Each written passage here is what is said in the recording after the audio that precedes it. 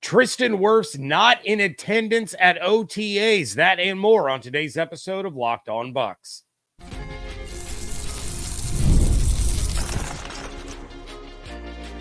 You are Locked On Buccaneers, your daily Tampa Bay Buccaneers podcast. Part of the Locked On Podcast Network, your team every day.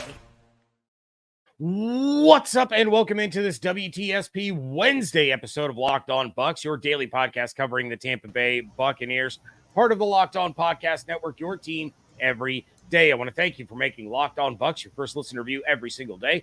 Don't forget you can subscribe or follow for free on YouTube or wherever you get your podcasts. And, of course, you can follow along on Twitter. I am James Yarcho at JYarcho_Bucs. He is Evan Closky at ECloskyWTSP. We are your credentialed members of the media covering the Tampa Bay Buccaneers. I am the deputy editor of SB Nation's BucsNation.com. Evan, of course, is on 10 Tampa Bay and at 10TampaBay.com.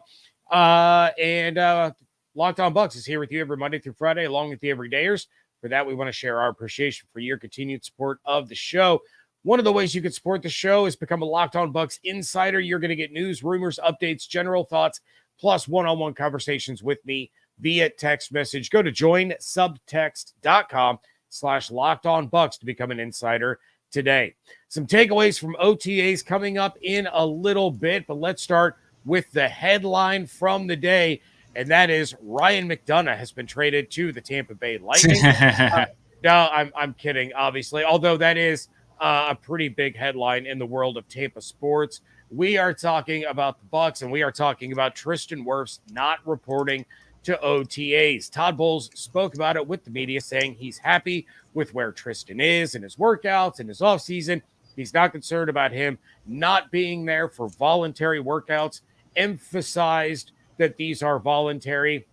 And, of course, it makes sense going into a contract year for Tristan not to risk injury in OTAs, before getting that new deal. But Evan, we actually talked about this a little bit last week, and it felt like there wasn't a huge hurry to get this contract done. We know it's going to get done. We know Jason Licht wants it to get done. He mentioned it again during Antoine's presser on Monday. But are we now looking at a situation where this extension for Wirfs needs to be done prior to training camp? Well, I'm sure that's what the agent wants done, right? I mean, there are two sides to this coin. One side is Tristan can look at everybody and say, I'm going to get mine at some point, right? Like, I'm obviously going to get it. But why has everybody else been taken care of and I am still kind of, waiting for mine? Right. And it's a little bit complicated because of the fifth-year option that the Buccaneers picked up on Wirfs. That's you get picked in the first round. Teams still have that on you versus like an Antoine Winfield Jr., who was able to go. He was going to get tagged, but was able to kind of hit the market a year earlier than someone he was in the same draft class as. So my guess is it will not get to a contentious point, but I'm sure the Wirfs camp wants to put pressure on Jason Licht and company to say, take care of us. I think it would certainly behoove Jason Licht to get this done with. We mentioned this before. I forget on what podcast, but the price is not going to go down on Tristan Wirfs. It's only going to go up. And if he goes through a catastrophic injury, well, just create a safeguard in place, like with any other contract, that limits the damage here. But, the Buccaneers have one of the best cap people in the NFL, Greeny. And I'm sure they're going through a million permutations about how to make the numbers work, not just for this year, but, a deal with Wirfs would almost certainly be probably an extension, right? So I think it would actually be good to also get this done because at least you know the number that's going to hit you next season. And on top of that, I believe with all the additions you made, like the Winfield Jr. money, I mean, they'll restructure with all these guys in some form or fashion. But, usually the first year that you sign someone is the lowest cap number. So you should be able to kind of eat some money next year, or actually in a season where certainly I think you agree that maybe 2025, the Buccaneers are extremely primed to make a deep run when they can again get reinforcements. Mostly everybody's back. We have the question of Chris Godwin, but for the most part, this team is really, what you're seeing this year is just an appetizer of what you're going to get next year. Mm-hmm. So there's a lot of factors that work in Tristan Wirfs' favor. I, along with I'm sure many of the players and coaches, don't need Wirfs to participate in OTAs. He's been in the building. We know that. He was there when Graham Barton was drafted. He was there during a video they released where he was looking for cookies. So we know that he's in the building constantly. Day one of OTAs, not too worried. And I'm not going to be really too concerned until we get to the mandatory stuff. But for me, when I was out there, I will admit, Vita Vea we know is usually not out there for the voluntary stuff. Mike Evans is usually not out there for the voluntary stuff. But when Tristan wasn't there, I was like, this is the first time in my memory I haven't seen Wirfs for the voluntary stuff. So the Jeremy Fowler report of, hey, he doesn't plan to do OTAs anytime soon, when it kind of validified my gut instinct of maybe this is to send a little bit of a message. Yeah, and I guess it can be two-pronged, right? It's to send a little bit of a message. He is one of your leaders. He's one of your cornerstone pieces now, but at the same time, you don't want to risk injury, right? You don't want to just screw up your value when you're trying to get this extension. And of course, you and I have talked numerous times on this show when we were talking about Baker and Mike and Levante and Antoine and all these other guys. We knew that Tristan needed to get done, but he was kind of low man on the totem pole in terms of, how quickly it needed to be done. Mike would have hit free agency. Baker would have hit free agency. Levante kind of did hit free agency. You had to tag Antoine so that he didn't hit. But it's like, Tristan, we can get to that. We just have to make sure that we take care of these other ones first, or we will lose them. Yeah, I do believe there's an order of operations here. I think you're right. I mean, when you said it like that, especially given that Antoine had that, you didn't really want to mess with the Buccaneers, historically speaking, do not mess around with the franchise tag. They've done it in the past, but it typically is they like to shed that. Obviously, you don't want all that money hitting you at once. But it's a very salient point by you that, hey, it's now your turn, considering everybody else we have given extensions to, there was a more pressing need to get it done before yours. So I think we're all in agreement. It's not like Jason Light is – there is no doubt in my mind Tristan Wirfs will be a Buccaneer for a long, long time. But if Jason Light's anything like me, I like to eat one part of my meal and then go to the other, right? I like to eat my sides, then I eat my entree. So I'm gonna finish my meal here, and then I'm gonna move on to the next thing. And instead of kind of dipping your toes into 3 or 4 different conversations, which happens along like free agency and all that stuff, which is more of a necessity. But in this world, you might be able to sink your teeth more into like one guy, get that done. Okay. Now let me sink my teeth into this guy. Okay. And, hopefully get that back and forth going, but plenty of time. I think my predictions, which were mostly awful about the schedule, I did say, and I don't even think it was the same episode, but I did say I do believe a Wirfs extension happens before training camp, and I think I'm standing by that. There's too many good vibes with this team to screw around and potentially have him hold out. Also, not really in Tristan's nature either. I don't feel like he's a guy who will he's not a holdout type. And I just think all this will be taken care of in due time. Next Tuesday, when I go out to OTAs, do I expect to see Tristan Wirfs? Probably not. But over time, I expect him to be around. I do expect him to be at mandatory minicamp stuff. So my concern level is at like a 2.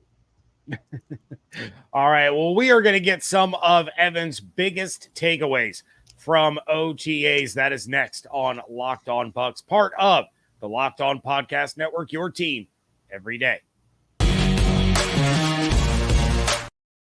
As you get older, you inevitably begin thinking about your future, and diving into the world of investing can be daunting, especially when you've never done it before. That's why I rely on Yahoo Finance to help guide me as I enter a whole different world and am constantly looking for tips and information that help me get the wheels in motion.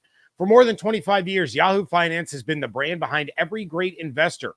Whether you're a seasoned investor or are looking for that extra guidance, Yahoo Finance gives you all the tools and data you need in one place. They are the #1 finance destination, producing a holistic look at the financial news cycle, including breaking news, original editorial perspectives, analyst ratings, independent research, customizable charts, and so much more. With a community of over 90 million users each month, their real strength is helping you on your way to financial success. So get into the game with the confidence that anything you need, Yahoo Finance can help you with. For comprehensive financial news and analysis, visit the brand behind every great investor, yahoofinance.com, the #1 financial destination, yahoofinance.com. That's yahoofinance.com.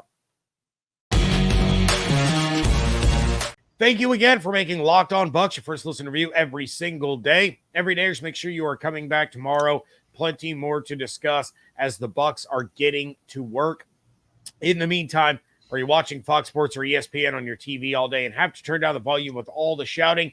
Make the switch to Locked On Sports today, a free 24/7 sports streaming channel programmed for you every day to bring you the biggest stories without all the screaming. Locked On Sports Today brings you can't-miss analysis, opinions, and news, streaming 24/7 on YouTube or the free Amazon Fire TV channels app, part of the Locked On Podcast Network, your team every day. Evan, you were at the Advent Health training facility for day one of OTAs. Lots to take in. New offensive coordinator is out there. Rookies are on the field. Undrafted rookies are already trying to make an impression. So what were some of your biggest takeaways outside of Tristan? Obviously, we've already talked about that. But what were some of your biggest takeaways that you had from the day? Cody Mauch looks bigger. Kalijah Cansey looks bigger. So those are things that caught my eye. It did look like, well, first off, Hainsey got the first team snaps at center, with Barton hanging out with Kyle Trask and putting in extra work after practice. I don't think that's too much of a surprise. You would imagine that Hainsey is going to be given all the opportunities to kind of win that job, even if it's a foregone conclusion of, hey, probably Graham Barton's going to be your starting center. But at least it gives Barton some time to kind of learn and not feel thrust into the number ones. Opeta, I believe, was the other starting guard right now. At least and Justin School was hanging out in the Tristan Wirfs spot. So that was kind of interesting to see how they lined up on for the O-line.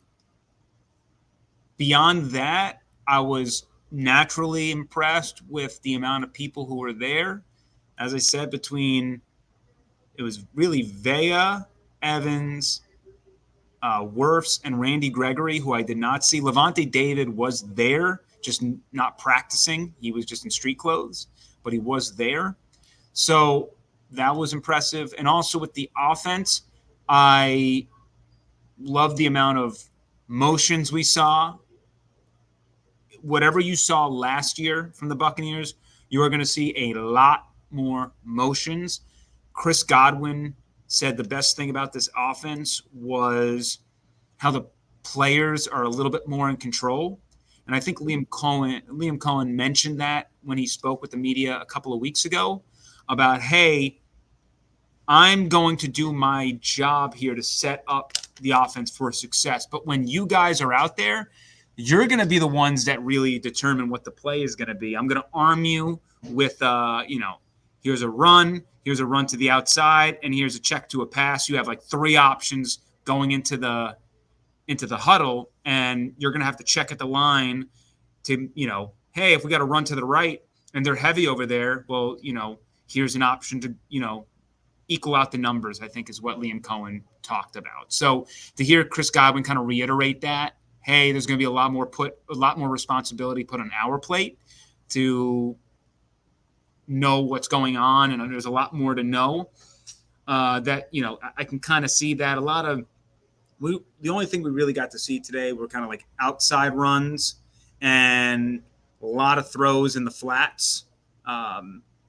So that was it looked like sort of the nickel and dimey type stuff, just nothing too crazy. But overall, it was good vibe. It was pretty much like, it seemed like a well-oiled machine out there. There wasn't much teaching going on. It was a lot more doing. So they were out there kind of executing some things. I didn't really have a great vantage point of the secondary. They were so far away, and sort of like Rashad White and the running backs and the wide receivers, they were also very far away. So I couldn't quite nail my evaluations on that front. But overall, for day one of OTAs, I'm excited to see how everything kind of develops, because this is really the best time for us to see the offense. Mm-hmm. They allow the media to watch. You can't shoot, you can't take pictures, but you can watch. During the regular season, we're not allowed to watch outside of some stretching and a drill, maybe, or like, the center snapping the ball to the quarterback, or, Tom Brady doing the DMX little suck it thing, right? Like throwing into a net. But otherwise, I want to see how this offense kind of evolves and breaks off of the short game stuff, the foundational stuff. But the fact that they're honing in on that, I think is good. The fact that we're seeing runs to the outside, I think is good, right? We all saw and remember Dave Canales being stubborn with that run and running it right up the gut. There's going to be a lot more variety, a lot more motion, a lot more information given to the players and also from the quarterback. So, well, yeah, and I was just about to say, of course, that puts a lot more pressure on Baker, right? I mean, this is the offensive coordinator that they brought in for Baker Mayfield, and this is an offensive coordinator that's going to put a lot of the the successes and failures of the offense in Baker's hands by sending in 2, 3, 4 different plays at once. It's up to him to check at the line based on what he sees. It's not exactly like, Chris Godwin in the slot or, Mike Evans out wide can be the one calling the audible. It's going to be on the shoulders of Baker. And so this is really, really going to be an interesting season, especially for those that, weren't thrilled with Baker in the first place, and then even less thrilled that he gets the big deal and the big money this year compared to last year. And this is going to be interesting to see how kind of all of this unfolds with Cohen and Baker kind of manning this ship. Yeah, I agree with that. I think my opinion of Baker is actually the struggles that he has had in the past a lot of the times have to do with some post-snap reads. not the pre-snap stuff. Baker is super smart, and he's able to put his players in the right position. I think sometimes, whether it be pressure or some things happen, again, post-snap, it leads to some trouble, some bad decision-making. But it looks like Liam Cohen is going to front-load a lot of the decision-making so that you would hope it's all done beforehand, right? That we're going to give you the tells so that you know exactly where you're going with this ball after the snap. And if Baker is as smart as I certainly think he is, as many believe he is, this will be a really good offense for him. Again, it's a variation of Dave Canales' system, not exactly the same. There are going to be a few more wrinkles to it. It's going to be a little bit more complicated. I think Dave Canales was more like, and I don't mean this in a condescending or negative way. It was a little bit more of like offense for dummies, right? Like, and I think that really helped this team significantly. We're going to make this so simple. You're going to know exactly where to go, very limited stuff to put in your brain, and everyone's going to play fast. I mean, the Buccaneers had an amazing season last year. Offense a little bit up and down, but ultimately by the end they were clicking. So I'm not saying that, I don't mean that in any sort of negative tone against Dave Canales. He brought a great spunk and spark to that offense that was necessary coming off of Byron Leftwich. Just saying this time around, I do think it's going to be very similar, but it's going to be a little bit harder on the players, a little bit harder on Baker Mayfield. And I'm intrigued of what that will all look like when we get everything kind of flushed out. And everything up to this point has been on a chalkboard, in meeting rooms or with your unit specifically. OTAs day one is really the first time you're going up against the defense. And even Kate Otten joked, he was like, the first day going up against defense, I realized I got to get my butt more into shape. It's different. There's a lot different working out and hanging out with your units and going through plays and walkthrough type stuff versus facing your teammates and realizing, oh, buddy, intensity ratchets up. And, obviously training camp goes up even more. First, preseason a little bit more, games even more, midseason, you should be firing on all cylinders. So there's a long process here, but that ultimately I wanted to go back and kind of explain what I mean by this being a little bit more complicated. It doesn't mean that it is complicated. It's just a little bit more nuanced than I think what the players had to deal with last season under Canales. All right, well, there's still plenty more to watch for, and we are going to talk about that on the other side here on Locked On Bucs.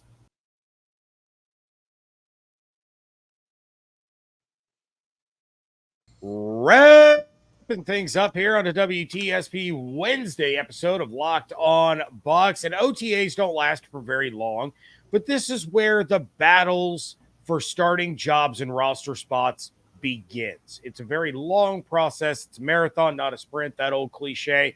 But Evan, what are you watching for during the rest of OTAs, and what do you think it's important for fans to really keep their eyes and ears open for regarding OTAs and the Bucs being out there this week? So number one, and I'm going to hammer this point all the way through training camp and so on and so forth, I got my eyes on the outside linebackers, that defensive front.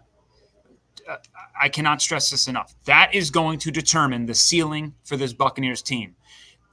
That can determine playoff, non-playoff team. That can determine playoff versus Super Bowl caliber. I was watching them just on dummy drills. There's not really much I can tell you, but a guy like Yaya Diaby, right? He was already a huge dude, so I didn't mention him with the other guys I mentioned, but guy is a monster. He's a monster-looking dude. Like, Chris Broswell, he doesn't look – he needs to probably gain some weight. But, listening to Kate Otten, he's got heavy hands, so I haven't really necessarily seen the technical side of him yet. But from just looking at him compared to some other players, it looks like Braswell probably needs to gain a little bit more, which usually we expect from those first-year players. So I want you to keep an eye on the defensive line. I want to keep an eye on the third wide receiver. I'm also going to be watching Chris Godwin, who will be there throughout camp, I expect, throughout OTAs, as he was last year. I'm going to see where he kind of bounces around. Is he going to stay predominantly inside? That's what Liam Cohen told us earlier in the offseason. But that third wide receiver spot is, to me, completely open. So I want to see that. I want to see the O-line shuffling. Do they stick with the same 5 guys? Tristan Wirfs can slide into a spot. The same 4 guys, let's say. Let me even change that even more. The 3 guys in the middle. Is that being rotated? We know Wirfs and Gedeke are going to be flanked on the outside. So are there any tinkering along OTAs? Is this trial and error type stuff? Are they going to, hey, beginning of OTAs, you're starting here? Is this going to be like the Trask Mayfield thing, right? One practice you start, other practice you start, and you're going to go back and forth and fight for it. So, and then finally, obviously, I got my eyes on Tyke Smith. I think he's a really interesting player. I think he can provide a nice nuanced depth piece to Todd Bowles. I don't see him in a fully healthy lineup as an everyday player, but for a guy who can maybe play 15, 20 snaps, I think he can be extremely effective in a certain role. So, the other guy I didn't mention, backtracking, Marquise Watts looks like he gained some strength and some weight. So that's kind of what's in my head right now. I'm not, last year was about the quarterbacks. I'm not really too focused on that anymore. I trust Baker. So, and there's other little nuanced things, but ultimately I'm just, you kind of just keep an eye out on how the offense is looking, what's the evolution there, and then trying to see if the pieces are changing. That's as much as we can really gather from OTAs. I don't want to dig too much deeper than that, but ultimately also everybody staying healthy is important too. Yeah, because obviously all these things that you listed off to watch for, that spills into mandatory minicamp, which then spills into training camp and preseason. So, all of competition starts now, right? That's right. Yep. Yeah, and it's interesting. You mentioned Tyke Smith, and he's a player I've begun my film review on him. I use film loosely. I'm watching games. I'm watching games from last season, and I see him kind of early on as a player that's probably going to start around that 10 to 20 snaps, and then maybe by the end of the season he might be your starting slot corner. But Christian Izien isn't going down without a fight, so that is absolutely a battle that I'm looking forward to. And then, of course, you mentioned the wide receiver 3. That's another one that I'm interested in. I love Jalen McMillan from what I've seen so far. I think he's almost like the perfect wide receiver 3 for the Buccaneers. But again, Trey Palmer had opportunities last year. Devin Tompkins had opportunities. Raheem Jarrett had opportunities. These guys are all fighting for that spot. And that's really where, the battle starts here for who is going to be that primary wide receiver 3, who's going to show something that the others can't offer and is going to find their way on the field even more. You can even look so far as to Bucky Irving and Chase Edmonds, who's going to be that second guy that they call on when Rashad needs a breath. Yeah. And I think just overall, this team that I'm watching versus last year that I'm watching, the depth is significantly better this year, right? Mm-hmm. I mean, the fact that Izien might not make this roster, who was predominantly a starter last season, right? That's not to say that Izien is a lesser than player. It's just, they brought in a lot of talent.